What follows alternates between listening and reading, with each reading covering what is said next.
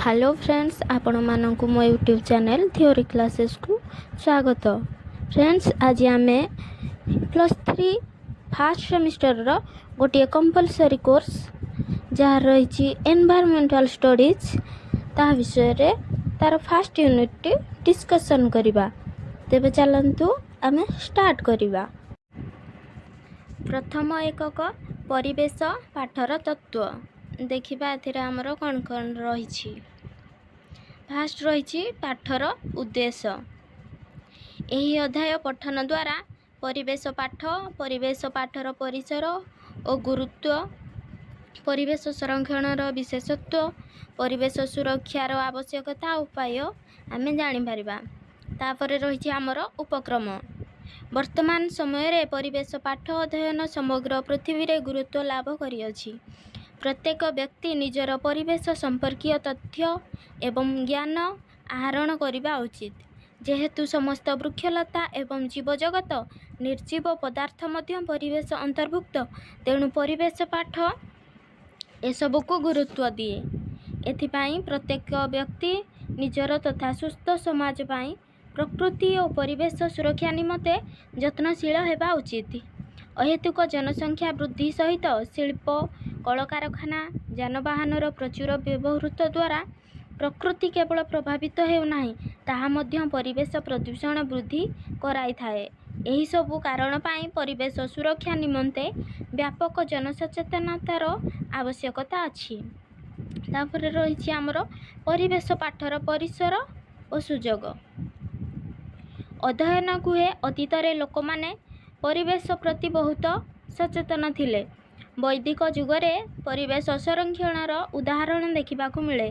भारतीय संस्कृति रे प्रकृति पूजा, वृक्ष एवं पशु मानक पूजा करिवार दृष्टांत अछि। 1869 मसीहारू परिवेश पाठ और अध्ययन निमंते प्रथम करी प्रचेष्टा आरंभ हैला। सेथिपाई केते जण महान व्यक्ति मानकर प्रयास ही परिवेश और प्रकृति सुरक्षा पाई गुरुत्व देई आसी अछि। एक सुस्थ परिवेशर उपादान गुड़िक है सुस्थ वायु, प्रचुर निर्मल जल, विकास और समृद्धि पाई आवश्यक भूमि, शरीर वृद्धि और रक्षा पाई जैविक लवण। वास्तव में मनीष और पशु जगत वृक्ष उपरे निर्भरशील एवं कृषक माने छोट छोट कीटपतंग ठारू आरंभ करी पक्षी पर्यंत निजर जीवन पाई निर्भर करती।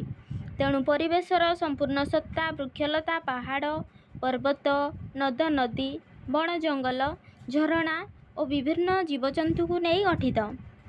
एही परिवेशर उपादान गुड़िक मुख्यतः सजीव और निर्जीव उपादान रे गढ़ा। परिवेश मनुष्य को सृष्टि करे, लालन पालन करे और निरापत्ता दिए। प्रत्येक व्यक्तिर सुख समृद्धि पाई परिवेश ही दायी।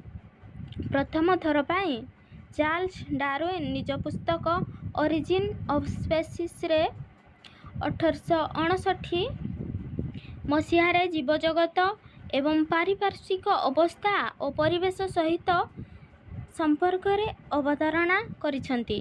डार्विन को पूर्वरु राल्फ एमर्सन 1840 रे सतर्क कराइथिले जे मनुष्यर व्यावसायिक लाभखोर आचरण ही दिने परिवेश को ध्वंस करदेव।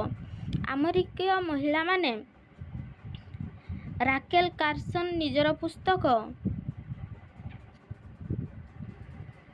साइलेंट स्प्रिंग रे व्यापक कीटनाशक व्यवहार द्वारा परिवेश और जीवजगतर क्षयक्षति संपर्क रे सूचना देइछंती। भारतर विशिष्ट पक्षीप्रेमी लेखक निजर पुस्तक बुक ऑफ इंडियन बर्ड्स माध्यम रे पक्षी मानक परिवेश को रक्षा करिबारे भूमिका संपर्क रे आलोकपात करिसंती।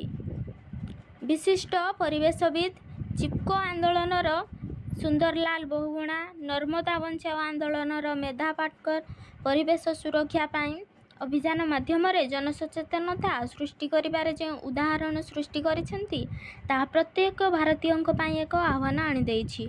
अन्यतम विशिष्ट आईनजीवी और परिवेशविद महेश चंद्र मेहता ताजमहल सुरक्षा और संरक्षण पाई संग्राम करी सफलता पाइछंती। गंगा सफाई कार्यक्रम ବିଦ୍ୟାଳୟ ମହାବିଦ୍ୟାଳୟ ପରିବେଶ ପାଠରେ ଅନ୍ତର୍ଭୁକ୍ତ ହୋଇଅଛି। ପରିବେଶର ସୁରକ୍ଷା ପାଇଁ ଅନେକ ସାମାଜିକ ଅନୁଷ୍ଠାନ ଓ ବ୍ୟକ୍ତିବିଶେଷ ଏକ ଆଇନର ଆଶ୍ରୟ ନେବା ସହିତ ଜନସଚେତନତା ସୃଷ୍ଟି କରିବା ପାଇଁ ବିଭିନ୍ନ ଅଭିଯାନ ଆରମ୍ଭ କରିଛନ୍ତି।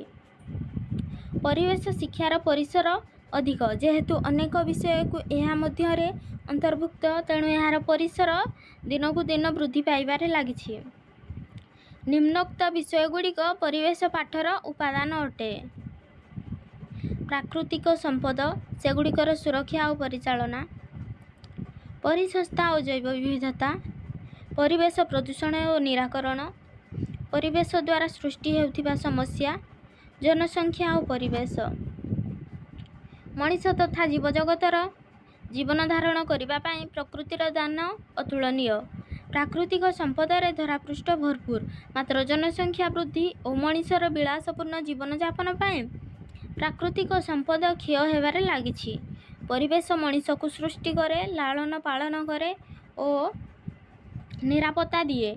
ଏହି ମଣିଷ ହିଁ ପ୍ରକୃତିର ଦୁରୁପଯୋଗ କରି ପରିବେଶ ନଷ୍ଟ କରେ।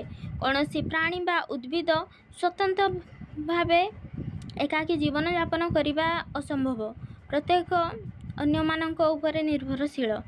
ଜୀବମଣ୍ଡଳ ଗୋଟିଏ ପରିସଂସ୍ଥା ଦ୍ୱାରା ନିୟନ୍ତ୍ରିତ। ଏହା କେତେକ ଭୌତିକ, ଜୈବିକ ଓ ଅଜୈବିକ ପାରିପାର୍ଶ୍ୱିକ କାରକକୁ ନେଇ ଗଠିତ। ଆଜି ପୃଥିବୀରେ ଦେଖାଯାଉଥିବା ଏହି ଜୈବ ବିବିଧତା ମନୁଷ୍ୟଗତ କାରଣରୁ ବିପଦସଙ୍କୁଳ ଅବସ୍ଥାରେ ପହଞ୍ଚିଛି। ମନୁଷ୍ୟ ନିଜର ସ୍ୱାର୍ଥ ପାଇଁ ଜଙ୍ଗଲ କାଟି ଚାଲିଛି, ଯାହାଦ୍ୱାରା କି ଆଜି ପୃଥିବୀର ତାପମାତ୍ରା ବୃଦ୍ଧି ପାଇଛି। ମନୁଷ୍ୟକୃତ କାରଣରୁ ବିଭିନ୍ନ ଶିଳ୍ପ ପ୍ରତିଷ୍ଠା, କଳକାରଖାନା ଓ କୀଟନାଶକ କାରଖାନା ପ୍ରତିଷ୍ଠା ହେଉଛି, ଯେଉଁଥିରୁ ବାହାରୁଥିବା ବିଷାକ୍ତ ବାଷ୍ପ ଓ ବର୍ଜ୍ୟବସ୍ତୁ ପରିବେଶକୁ ଧ୍ୱଂସ କରିବାରେ ଲାଗିଛି। ଏହାପରେ ରହିଛି ପରିବେଶ ଅଧ୍ୟୟନର ବହୁବିଧ ବିଷୟ ସହ ସମ୍ପୃକ୍ତ। ଉପରୋକ୍ତ ପରିବେଶ ପାଠର ସଂଜ୍ଞାରୁ ସ୍ପଷ୍ଟ ଯେ ବିଭିନ୍ନ ଅଧ୍ୟୟନ ମାଧ୍ୟମରେ ଏହା ସ୍ୱତନ୍ତ୍ର ଅଟେ। ପରିବେଶର ସମସ୍ୟା ଓ ସମାଧାନ ପାଇଁ ଏହା ସମସ୍ତ ବିଜ୍ଞାନ ସମ୍ବନ୍ଧୀୟ ପାରସ୍ପରିକ ପ୍ରକ୍ରିୟା ସହ ସଂଶ୍ଳିଷ୍ଟ ଥିବା ନିରୂପିତ ହୋଇପାରିଛି। ଭୂବିଜ୍ଞାନ, ଜୀବବିଜ୍ଞାନ ଓ ସାମାଜିକ ବିଜ୍ଞାନର ପାରସ୍ପରିକ ନିର୍ଭରଶୀଳତାର ପରିପ୍ରକାଶ ପରିବେଶ ବିଜ୍ଞାନ ମାଧ୍ୟମରେ ପ୍ରକଟିତ ହୋଇଛି। କଳା, ବିଜ୍ଞାନ, ବାଣିଜ୍ୟ, ଭେଷଜଶାସ୍ତ୍ର, ଆଇନ, କମ୍ପ୍ୟୁଟର ଓ ଆଧୁନିକ ଜ୍ଞାନକୌଶଳ ପ୍ରତ୍ୟେକଟି ପରିବେଶ ବିଜ୍ଞାନ ସହିତ ଅଙ୍ଗାଙ୍ଗୀ ଭାବେ ସମ୍ପୃକ୍ତ। ପରିବେଶର ସୁରକ୍ଷା ଏବଂ ପ୍ରାକୃତିକ ସମ୍ପଦର ଅବକ୍ଷୟରୁ ପୃଥିବୀକୁ ରକ୍ଷା କରିବା ପାଇଁ ପ୍ରତ୍ୟେକ ତତ୍ତ୍ୱ ଓ ଜ୍ଞାନ ମିଳିତ ପ୍ରୟାସରେ ବିନିଯୋଗ ହେବାର ଆବଶ୍ୟକତା ଅଛି। ଏହାପରେ ରହିଛି ପରିବେଶ ପାଠର ସଂଜ୍ଞା ଓ ଉଦ୍ଦେଶ୍ୟ। ପରିବେଶ ଅଧ୍ୟୟନ ପ୍ରକୃତି ସହ ସମସ୍ତ ଜୀବଜଗତର ସନ୍ତୁଳନ ଅବସ୍ଥା ରକ୍ଷା କରିବା ସହ ସାମଗ୍ରିକ ଭାବରେ ସ୍ଥିତାବସ୍ଥାର ଉତ୍ତରୋତ୍ତର ସମୃଦ୍ଧି ନିମନ୍ତେ ଅଭିପ୍ରେତ। ପରିବେଶର ବିଜ୍ଞାନ ଭିତ୍ତିକ ଗବେଷଣା ପ୍ରତ୍ୟେକ ସଜୀବର ଅନ୍ୟ ସଜୀବ ନିର୍ଜୀବ ପଦାର୍ଥମାନଙ୍କ ସହିତ ସମ୍ପର୍କ ଏବଂ ପ୍ରଭାବ ହିଁ ପରିବେଶ ପାଠର ମୂଳ ଲକ୍ଷ୍ୟ ଅଟେ। ମନୁଷ୍ୟର ଜୀବନଶୈଳୀରେ ଘୋର ପରିବର୍ତ୍ତନ ଓ ଆଧୁନିକ ସଭ୍ୟତା ମନୁଷ୍ୟର ଜୀବନକୁ ଉତ୍କର୍ଷତା କରିବା ନିମନ୍ତେ ବିଭିନ୍ନ କୃତ୍ରିମ ପଦାର୍ଥ ଉପରେ ନିର୍ଭରଶୀଳ କରାଉଛି। ଫଳତଃ ପ୍ରାକୃତିକ ଅବସ୍ଥାର ବିପର୍ଯ୍ୟୟ ପ୍ରତ୍ୟେକ କ୍ଷେତ୍ରରେ ଅନୁଭୂତ ହେଉଅଛି। ଦ୍ରୁତ ଶିଳ୍ପାୟନ ଓ ଜୀବନଶୈଳୀର ଆଧୁନିକୀକରଣ ଦ୍ୱାରା ପରିବେଶ ବିଶେଷ କ୍ଷତିଗ୍ରସ୍ତ। ପ୍ରାକୃତିକ ସମ୍ପଦର ଦୁରୁପଯୋଗ ପରିବେଶ ଅବକ୍ଷୟର ଅନ୍ୟତମ ମୁଖ୍ୟ କାରଣ। ତେଣୁ ଏହା ମନୁଷ୍ୟକୃତ। ଅପରପକ୍ଷେ ପ୍ରକୃତି କେନ୍ଦ୍ରିକ ବିଦ୍ୱାନମାନେ ପ୍ରକୃତିର ସୁରକ୍ଷା ଏବଂ ପ୍ରାକୃତିକ ସମ୍ପଦର ସଂରକ୍ଷଣ ପ୍ରତି ଗୁରୁତ୍ୱ ଆରୋପ କରିଆସିଛନ୍ତି। ସେମାନଙ୍କ ମତରେ ପରିବେଶର ସୁରକ୍ଷା ନିମନ୍ତେ ନିମ୍ନୋକ୍ତ ନୀତିନିୟମ ପାଳନର ଆବଶ୍ୟକତା ଦିଆଯାଇଛି।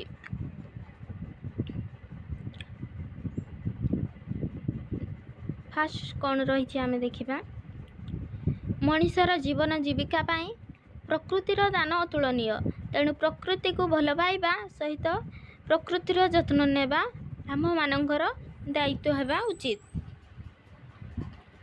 ପ୍ରତ୍ୟେକ ଦିନ ଆମ ପାଇଁ ପବିତ୍ର ଅଟେ। ପ୍ରତିଦିନ ପ୍ରକୃତି ପରିବର୍ତ୍ତନ ହେଲେ ହିଁ ଆମେ ଆମ ପାଇଁ ନୂଆ ତଥ୍ୟ ଆଣିବା ସହିତ ଋତୁ ପରିବର୍ତ୍ତନ କରିଥାଏ। ମଣିଷ ଅନ୍ୟ ଜୀବଜନ୍ତୁ ଠାରୁ ଉନ୍ନତ ହେଲେ ମଧ୍ୟ ଅନ୍ୟ ଜୀବଜଗତ ଧ୍ୱଂସ କରିବାର କୌଣସି ଅଧିକାର ନାହିଁ। ଅନ୍ୟ ଜୀବ ଓ ଉଦ୍ଭିଦ ପ୍ରତି ମଣିଷ କୃତଜ୍ଞ ହେବା ଉଚିତ, କାରଣ ସେମାନଙ୍କ ପାଇଁ ଜୀବନ ଧାରଣ କରିବା ସମ୍ଭବ ହୋଇପାରିଛି। ଅହେତୁକ ଭାବରେ ଯେଉଁଭଳି ଜନସଂଖ୍ୟା ବୃଦ୍ଧି ଘଟୁଛି ତାହାକୁ ଅଟକାଇବା ଉଚିତ, କାରଣ ଜନସଂଖ୍ୟା ବୃଦ୍ଧି ହିଁ ପ୍ରକୃତି ଉପରେ